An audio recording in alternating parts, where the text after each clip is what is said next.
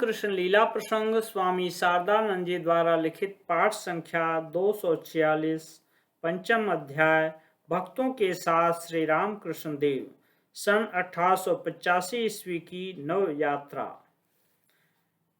क्षिप्रं भवति धर्मात्मा शश्वच्छान्तिं निगच्छति कौन्तेय प्रतिजानीहि न मे भक्तः प्रणश्यति। गीता। दिव्य भाव मुख में अवस्थित श्री राम कृष्ण देव के अद्भुत चरित्र को किंचित मात्र भी यदि समझना हो तो उनको भक्तों के साथ देखना होगा। किस तरह कितने ही प्रकार से श्री राम कृष्ण देव अपने विभिन्न स्वभाव के भक्तों के साथ प्रतिदिन उठते बैठते थे, उनसे वार्तालाप हास परिहास किया करते थे तथा भाव एवं समाधि में मग्न रहते थे। इस विषयों को सुनना तथा गहराई के साथ उन पर विचार करना पड़ेगा, तब कहीं उनकी भावावस्था की लीलाएं थोड़ी बहुत हृदयंगम हो सकेंगी। अतः भक्तों के साथ श्री राम कृष्ण देव की कुछ दिनों की लीला को ही अब हम पाठकों को उदाहरण स्वरूप देना चाहते हैं। श्री राम कृष्ण देव में देव तथा मानव दोनों भावों का सम्मिश्रण। हमने जहां तक देखा है उस अलौकिक महानुभाव के अत्यंत साधारण व्यवहार आदि भी उद्देश्य रहित या निरर्थक नहीं थे। इस प्रकार अपूर्व देह तथा मानव भाव का एकत्र सम्मिलन और कहीं दिखाई देना दुर्लभ है। प्राय 25 वर्ष तक पृथ्वी के विभिन्न स्थानों में भ्रमण करने पर भी हमें इस प्रकार के एक भी व्यक्ति दृष्टिगोचर नहीं हुए। कहावत है, दांत के रहते लोग उसकी मर्यादा नहीं समझ पाते। श्री राम कृष्ण देव के संबंध में भी हम लोगों में से अनेक व्यक्तियों के भाग्य में ऐसा ही हुआ है। गले के रोग की चिकित्सा के निमित्त जब भक्तों ने श्री राम कृष्ण देव को कुछ दिन कलकत्ते के श्यामपुकुर मोहल्ले में लाकर रखा था, उस समय एक दिन श्रीयुक्त विजय कृष्ण गोस्वामी उन्हें देखने के लिए वहां आए हुए थे तथा उन्होंने हमसे निम्नलिखित बातें कही थी। श्रीयुक्त विजय कृष्ण गोस्वामी को श्री राम कृष्ण देव का दर्शन। कुछ दिन पूर्व ढाका में एक दिन अपने कमरे को बंद कर ध्यान करते समय श्रीयुक्त विजय कृष्ण गोस्वामी को श्री राम कृष्ण देव का साक्षात दर्शन प्राप्त हुआ था।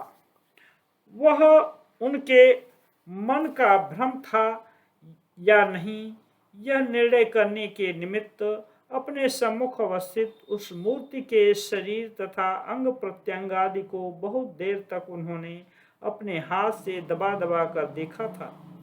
इस बात को भी उन्होंने श्री राम कृष्ण देव तथा हम लोगों के समक्ष मुक्त कंठ से कहा था।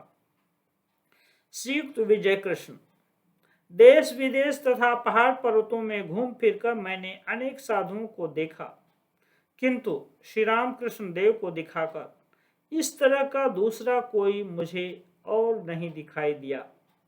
यहाँ पर जिस भाव के पूर्ण प्रकाश को मैं देख रहा हूँ, वहीं उसी का दो आना, कहीं एक आना, कहीं एक पाई और कहीं आधा पाई मात्र मुझे देखने को मिला।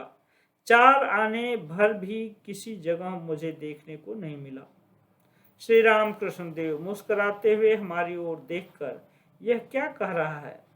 श्रीयुक्त विजय कृष्ण श्री राम कृष्ण देव से, उस दिन ढाका में जो मैं कुछ देख चुका हूँ, आप उसके आधार पर मैं इतना ही कह सकता हूँ कि अब आपके मना करने पर भी मैं उसे सुनने को प्रस्तुत नहीं हूँ। सबके लिए सहज प्राप्य बनकर ही आपने सब कुछ गड़बड़ कर दिया है। कलकत्ते के समीप ही दक्षिणेश्वर है। जब इच्छा हुई तभी आकर हम आपके दर्शन कर सकते हैं। आने में भी कोई कष्ट नहीं। नाव गाड़ी यथेष्ट मिलती है। घर के निकट इतने सहज रूप से आपको प्राप्त करने के कारण ही हम लोगों के लिए आपको समझना संभव न हो सका। यदि किसी पर्वत के शिखर पर आप विराजते और पैदल चलते हुए भूख प्यास से व्याकुल हो वृक्ष की जड़ को पकड़कर चढ़ने के बाद कहीं आपके दर्शन मिलते, तब हम आपकी मर्यादा समझते। अब तो हम यह समझा करते हैं कि घर के निकट ही जब इस प्रकार के महान पुरुष विद्यमान हैं, तो बाहर दूर स्थानों में न जाने और भी कितने महान पुरुष होंगे। इसीलिए आपको त्याग कर व्यर्थ ही हम दौड़ धूप किया करते हैं। भक्तों के साथ श्री राम कृष्णदेव के अलौकिक आचरण से उन भक्तों के हृदय में किस प्रकार का अनुभव होता था, और वास्तव में उनका यह कहना सत्य है। करुणामय श्री राम कृष्णदेव के समीप जो लोग आया करते थे, उनमें से प्राय सभी को वे अपना समझकर अंगीकार कर लेते थे। एक बार अंगीकार कर लेने के बाद उन लोगों के द्वारा अलग होने की चेष्टा किए जाने पर भी उनको वे फिर पृथक नहीं होने देते थे। कभी कोमल तथा कभी कठोर हाथों से उनके जन्म जन्मार्जित संस्कारों को सुखाने तथा जलाने के पश्चात अपने नवीन भाव के अनुसार अदृष्टपूर्व अमृतमय सांचे में डालकर उनका नव निर्माण कर उन्हें वे चिर शांति का अधिकारी बना देते थे। भक्त वृंद अपने अपने जीवन वृत्तांत के स्पष्ट रूप से व्यक्त किए जाने पर इस संबंध में फिर कोई संदेह नहीं रह जाता। इसलिए हम देखते हैं कि घर पर रहते समय एक बार सांसारिक दुख कष्टों से व्याकुल हो एवं यह सोचकर कि इतने दिन तक एक श्री भगवान के शरणागत बने रहने पर भी उनके दर्शन प्राप्त नहीं हुए तथा श्री राम कृष्ण देव ने भी कुछ नहीं कर दिया, शिव नरेंद्र नाथ जब शुद्ध हो गुप्त रूप से घर छोड़ने को प्रस्तुत हुए, उस समय श्री राम कृष्ण देव ने उसमें बाधा प्रदान की। दैव शक्ति के प्रभाव से उनके उद्देश्य को जान लेने के पश्चात उस दिन श्री राम कृष्ण देव आग्रह पूर्वक उन्हें अपने साथ दक्षिणेश्वर लिवा लाए तथा उनका अंग स्पर्श कर भावाविष्ट हो यह गाने लगे।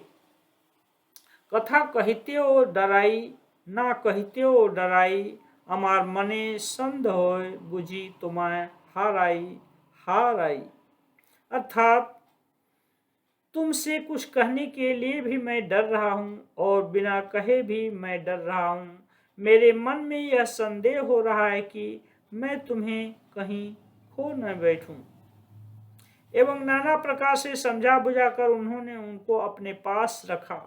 पुनः हम देखते हैं कि बकलमा प्रदान कर कृतार्थ होने के बाद भी जिस समय श्रीयुक्त गिरीशचंद्र पूर्व संस्कारों के प्रभाव का स्मरण कर निश्चिंत तथा निर्भय नहीं हो पा रहे थे, उस समय उन्हें अभय प्रदान करते हुए श्री राम कृष्ण देव कह रहे हैं, अरे मूर्ख, क्या तू विषहीन सर्प के द्वारा डसा गया है?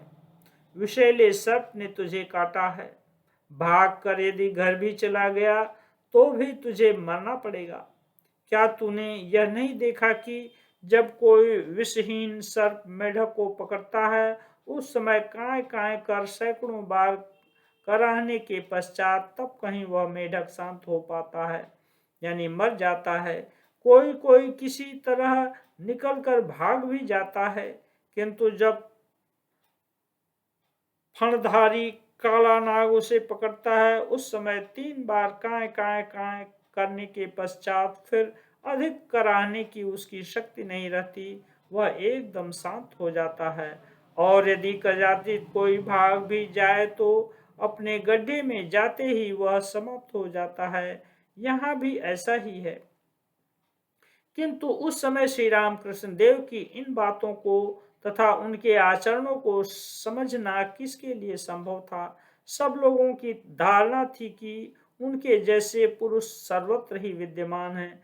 श्री राम कृष्ण देव जिस प्रकार सबके सब तरह के अनुरोध को स्वीकार कर वरदहस्त हो अयाचित रूप से सबके घर जा घूम रहे हैं, सभी जगह संभवतः यही स्थिति होगी। करुणामय श्री राम कृष्ण देव के स्नेहमय आंचल द्वारा आवृत भक्तों का तत्कालीन प्रेम हठ, उनका चापल्य तथा प्रेमाभिमान देखने लायक था।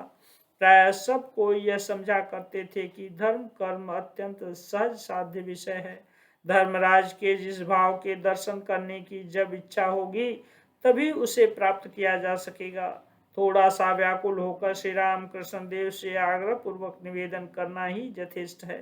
तत्काल ही वे स्पर्श वाक्य या केवल इच्छा मात्र के द्वारा ही उसे अनायास प्राप्त करा देंगे। इस संबंध में कहाँ तक दृष्टांत दिए जाएं, इस प्रकार की भला कितनी घटनाओं का लिपिबद्ध कर उल्लेख करना संभव है।